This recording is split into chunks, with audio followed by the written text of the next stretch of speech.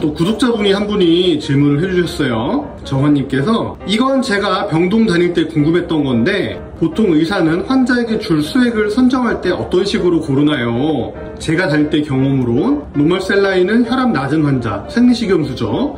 그리고 5% DW, 이것은 5% 포도당이 되겠는데요. 식사량 적거나 약물 믹스식 이렇게 주고, 하트만 솔루션, 하트만 솔루션은 화상이라든지 수술 전후에 주고, 플라즈마 솔루션은 수술 전후 이렇게 준다, 이렇게 했던 것 같은데 의사 선생님들의 기준이 궁금합니다 물어봐 주셨어요.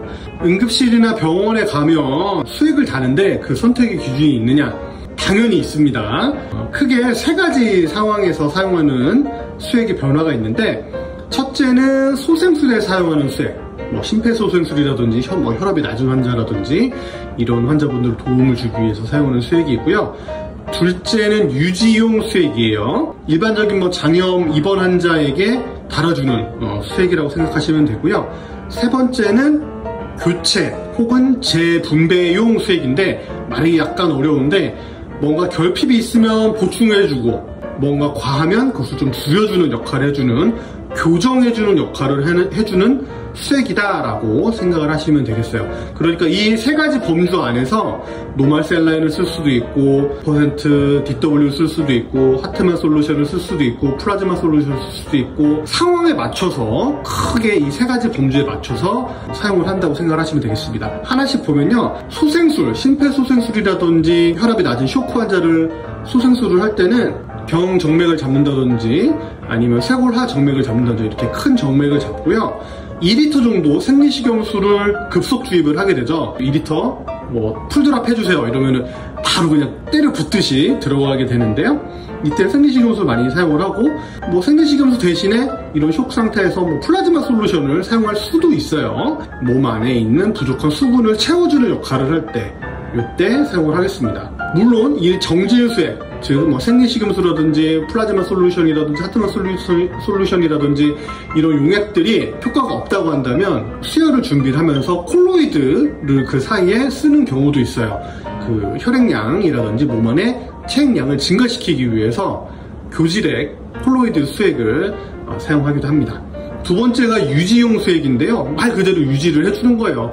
장염이 있는 환자분들 드시지 못하잖아요. 못 드시니까 어느 정도의 수액이 빠져나가는 부분, 그리고 못 먹어서 발생하는 전해질 부족 부분을 유지를 해주는 수액이라고 생각을 하시면 되겠어요. 이때는 생리식염수를 사용할 수도 있고요. 혈당 보충을 해주기 위해서 포도당 수액을 같이 섞어서 주기도 하죠. 이런 유지용 수액은요, 환자를 평가를 하고 필요가 없겠다 그러면 굳이 더 달지 않고 스탑을 할 수가 있어요. 중단을 할 수가 있습니다. 세 번째가 보충용 수액 혹은 재분배용 수액이라고 말씀드렸는데, 제가 말을 좀 어려워서 교정해주는 역할을 해주는 교정수액이라고 말씀을 드렸죠. 뭔가 많으면 줄여주고 부족하면 채워주는 역할을 합니다. 만약에 예를 들어서 몸에 소금기가 많은 고나트륨 혈증이다 그러면 그것을 좀 낮춰주는 수액을 사용할 수도 있고, 만약에 저나트륨 혈증이다 그러면 소금기를 좀 올려줄 수 있는, 소금기가 조금 더 많은 그 농도를 가진 수액을 사용할 수도 있겠죠.